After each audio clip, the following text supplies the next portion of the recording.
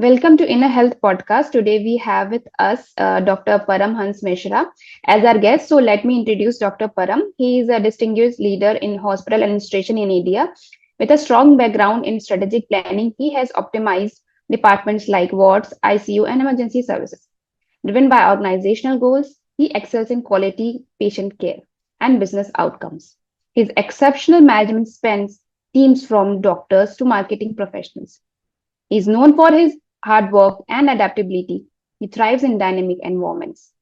In marketing, he organizes CMEs, camps, and strategic advertising campaigns. With academic qualification from DNB to IGNOU, he is a specialist in hospital planning and administration, epitomizing excellence in healthcare leadership. So we welcome Dr. Param. And let's start our first question. Since you have 30 years of experience in the field of administration, can you share some highlights of your experience in the hospital administration and also how this role of medical administration have evolved over the years? Well, medical administration is a very challenging field. At the same time, it is very satisfying also if you are doing well in your career. I feel that as a doctor, you can only treat the patients who come to you. But as a medical administrator, you can help a large number of patients without actually treating them by implementing patient-centric policies, by developing infrastructure, by making a hospital patient-friendly, by developing new facilities, new departments, recruiting right kind of people, monitoring the progress of patients along with the doctor's treatment, nurses' work. So it is a very widely developed field, though very not very old, I can say, because in initial days, senior doctors in hospitals used to become administrators over the years with their experience. But with development of Master in Hospital Administration course from All India Institute of Medical Sciences, from where I have passed, they started this course in 1965, but very few people have passed from there because there is only one seat at all over India level competition. So with the development of this specialty, the importance of appointing professionally qualified hospital administrator in hospital has increased, because if you see the performance of a professionally qualified hospital administrator and you see the performance of a clinical person who is going into hospital administration, there's a huge difference, because people who have practiced their medicine over the years, they might have developed some concept of hospital administration with time, but a person who has done this job 24 hours a day is definitely much more efficient in managing hospital. Also, it is very important to keep clinical management as well as the hospital management as separate. So this field is evolving. This field has evolved. Many institutes have opened, like IHMR and Symbiosis, TIS Pune, or TIS Mumbai. They are also producing brilliant hospital administrator. But for AIMS, seat is reserved only for the medical professionals with experience in hospital. So, since the role of medical administration is to coordinate and integrate the efforts of all the departments in the healthcare facility, so how do you ensure there is efficient and effective coordination among different departments within the healthcare facility? See, for efficient and effective administration and coordination, you need to have a team. And a team along with the tools who will coordinate and who will monitor the progress of the things. For same thing now, hospital have got tools like softwares and all with dashboards by which you can monitor many things just sitting in the room, or monitoring a camera, or monitoring a dashboard on your laptop or computer. So these things are also very important. At the same time, management by walking around is also very important. So you have to take rounds, you have to meet people, you have to go and see patients, you have to take facility round, and you have to interact with people to get the actual feel of the problems. Definitely, sir. So, since we have talked about the software which help us in management of the teams and the departments, so there is no drive in digitalization of health record. So there is introduction of health information management system. There is now everybody, the government is pushing for digitalization of health records. So there is a software for managing this health records. There's EMR. So Yeah. what do you think? What are the benefits and how it will help the hospital when it is fully integrated in the hospital system? What are the benefits do you think? See, EMR is very, very important, to segregate and analyze the data of the patients. With hard copies of records, we are not able to find how many patients of a particular disease have come, how many patients of from particular region have come, what is the newer epidemics, what is the newer last problems.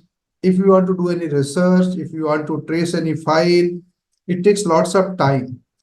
But with the electronic medical record, you can get all the information just by push of a button or just by clicking a mouse. And at the same time, you can watch, you can see the detailed case sheets on your computer. You can see different investigations on your computer like CT, MRI, lab investigations. You can retrieve these records from the files, from the hard disk, as well as if you want to do any research within seconds or minutes, these data can be retrieved. Problem with the electronic medical record is that our doctors are still not very adept using electronics media, and they don't feel it comfortable. They feel it is time consuming as well as it is boring. To write everything in computer. They still feel that writing prescription is an art and this is their particular this thing. But slowly, newer generation is taking up. And the problem with the handwritten, medical records is the lots of mistakes happen.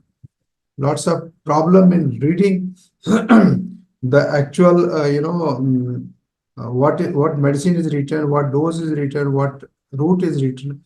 There are likelihood of many more errors rather than when it is put in the electronics form, which is easier to read. So I believe that with implementation of HIS, with implementation of now so many newer technologies coming up, I think it will be implemented. Many hospitals have taken up, but there is a long way to go.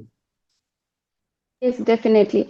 So, with digitalization of records, there are some issue, there are some concern regarding data security, patient record confidentiality. So, how a hospital can, maintain that security, that privacy, while leveraging the benefits of this technologies. No, see, there's security problem is everywhere. Even in hard copies, there is a problem. If you want to take over, if somebody wants to steal the file, they can take. But with the medical records, electronic medical records, one thing is there, you need an ID and password to retrieve those files. Second thing is that very important, which I have seen in many hospitals in UAE and all, if you want to change within 24 hours, you can change. After 24 hours, even you cannot change your medical record, which is not the case with the hard copies. You can change anytime. So I think electronic medical records are very, very safe. Of course, if there is a sabotage or something like, what happened in AIMS when the electronic medical records or the whole computer system was hacked, that nobody can stop. I mean, that's a something unusual happening. But suppose the whole medical record is burnt, somebody has a malified intention. He puts a fire in the medical record departments. What will you do? So nowadays the medical records are being kept on cloud also. Lots of softwares are coming which keeps your medical records on cloud. So that is quite safe. Nobody can destroy. Even if your computer system is destroyed, it can be retrieved at any time. So apart from like this EMR technology, do you have any other upcoming innovation in healthcare you find particularly exciting or promise apart from HIS and EMR? Any other technologies? Nowadays, people are talking a lot about artificial intelligence, which is a upcoming field, but it has yet to see actual developments and actual use. Um, Robotic system has come up. So these are the technologies which are coming up in new. Artificial intelligence needs to be seen and used and verified before it comes into actual practice. But I feel that it is going to improve the medical field and medical specialties and treatment. But only thing we should be worried about is the misuse or over dependence on the artificial intelligence, because nowadays with Google giving up so many information, patients are reading a lot on Google before they are coming to the doctor, and the doctors are also reading on Google, or they are also doing so many things. So the actual human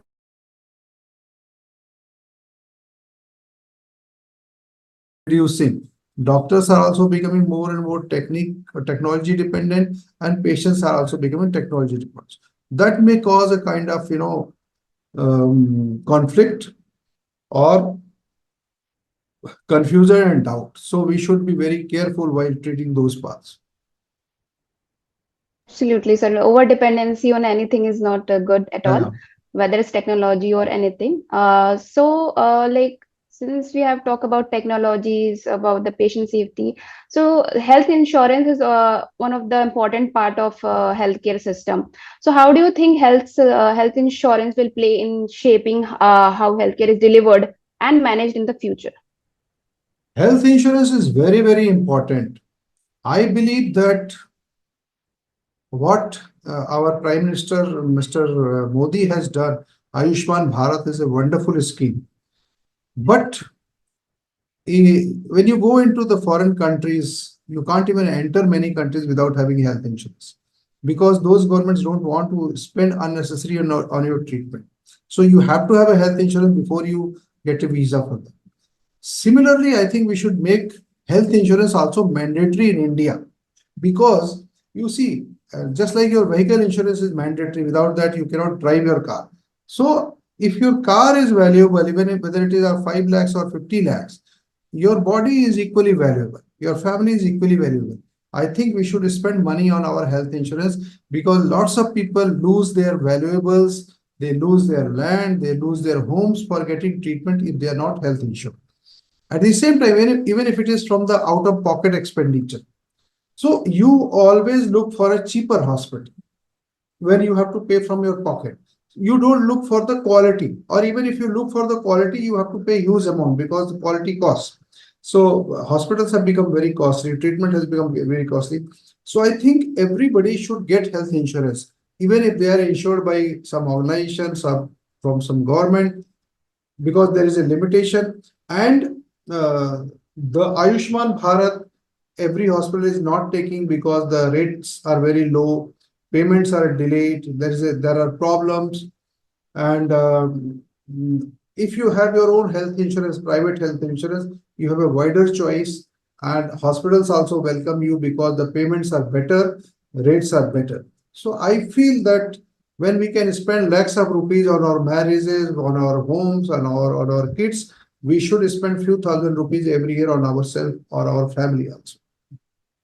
Absolutely, sir. So this the recently the government of no the Supreme Court have no suggested for the standardization of rate in the hospital. So what your take on that? See, rationalization is good in one way, but making everything at CGHS rate is absolutely not feasible, not practical. then where will the quality go? You see the hospitals, you see the packages of CGHS rates which have not been revised since last 10 years. You know, a spine surgery is rated at 17,000 rupees. Lab poly is rated at say 30,000 rupees. Which good hospital will give such services at these rates? So either you make those rates also rational, make them, if not at par with the hospital rate, make them at least 70%, 80% of the market rate, and then you can make flat rate of CGHS every hospital. No problem. But if you don't want to revise CGHS rates and make compel the hospitals to work at the CGHS rate, I think it is going to create lots of problems for hospitals and healthcare professionals, and maybe they will not take up these rates. And if they take up these rates, there may be some decline in the services. I can foresee those kinds of problems. Definitely, there should be balance between, Yes. yeah, there should be. So, like when we are talking about the balance, so there is no sustainable development goals, which all the countries have to achieve by 2030. So, how can no a hospital can practice sustainable sustainable practice in healthcare and give their in like their part to sustainability, like how it will benefit the patient and the environmental conservation and community well-being. See, sustainability depends lots on what you are investing and how much you are getting. Okay. So what I feel that many of the hospitals, they're spending lots of money on building a seven-star hospital. Okay.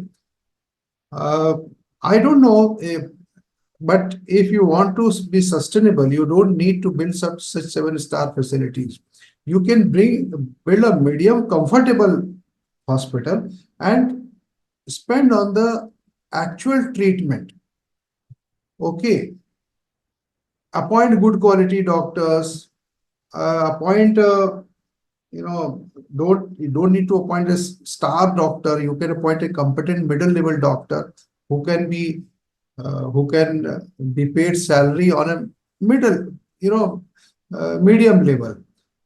If you pay crores of rupees to very star doctors, obviously they will be charging high fees, and hospital is also forced to charge high to the patients. So there's a disbalance.